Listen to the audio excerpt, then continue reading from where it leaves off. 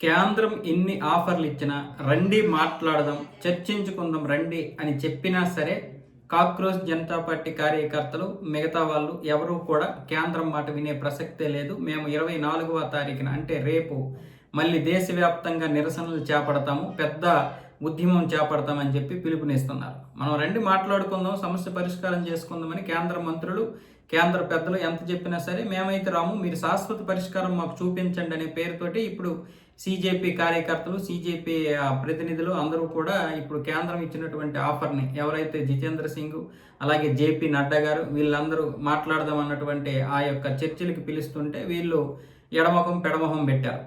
ముఖ్యంగా ఈ యొక్క దీన్ని ఇంకా కొనసాగిస్తాం, మేము మరి కొన్ని రోజులు కొనసాగిస్తాం అన్నట్లుగానే మాట్లాడుతున్నారు.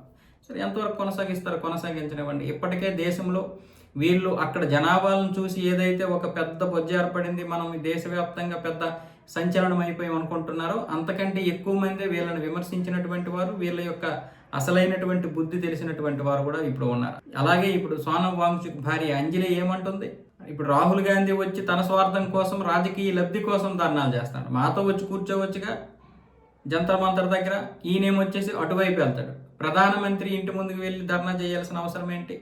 ఆయన రాజకీయ లబ్ధి అయింది, ఎవరి స్వార్థం వాళ్ళది అన్న విధంగా ఈవిడ కూడా గుర్తించింది. అలాగే మిగతా వాళ్ళు కూడా గుర్తిస్తారు. అలాగే సీజీపీ వెనక ఇంతకుముందు మేము చెప్పాం కదా, ఎవరైతే ఫండింగ్ ఉన్నారో ఆ ఫండింగ్ విషయాలు కూడా బయటకు వస్తాయి.